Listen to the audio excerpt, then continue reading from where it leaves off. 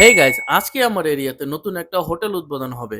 তাই আমি কাজ থেকে এসে দেরি না করে সোজা গোসল টোসল করে নায়ক সেজে চলে গেলাম আমার ভাইয়ের সাথে সেই হোটেল উদ্বোধনে।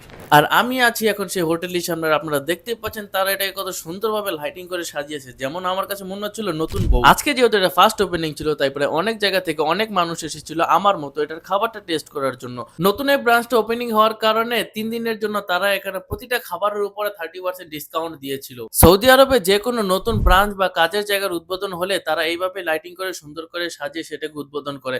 আর তারা এগুলো বেশিরভাগ রাত্রেবেলাই করে। সামনে রাখা কেকটি কেটে তারা এখন এই ব্রাঞ্চের উদ্বোধন করবে। আর আমি দাঁড়াইছি এখানে কেক খামু। কেক কাটা শেষ হইলে কেক খেয়ে তারপর ভিতরে যে টাকা দিয়ে খামু। প্রায় 1 ঘন্টা ওয়েট করার পর ব্রাঞ্চের মালিক এসে কেকটিকে কাটিং করে ব্রাঞ্চের উদ্বোধনটা করেই দিল। আমরা এখন ভিতরে যাচ্ছি, উদ্বোধন শেষ, খাওয়া শুরু হবে।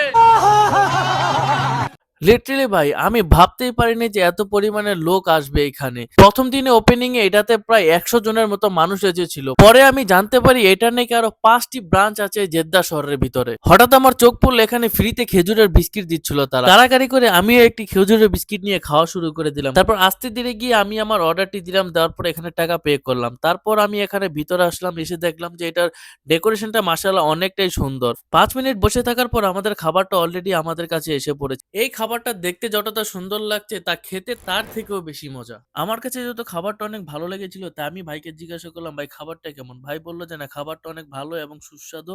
আচ্ছা, এই খাবারটার নাম হলো সাওয়ায়া, যা আপনারা সৌদি আরবে যে কোনো আফগানি হোটেলের মধ্যে গেলে সেটা পেয়ে যাবেন। আর অলরেডি এখন আমার খাওয়া দাওয়া শেষ, তাই সোনার বাংলাদেশ। তাই বাইরে এসে ভাইয়ের সাথে কথা বলছিলাম যে নেক্সট আমরা আবার কবে আসবো এখানে। তাই রাস্তা দিয়ে হেঁটে হেঁটে আমাদের গাড়ির কাছে যাওয়ার সময় আমার কয়েকটা সাবস্ক্রাইবার সাথে আমার দেখা হয়ে গেল।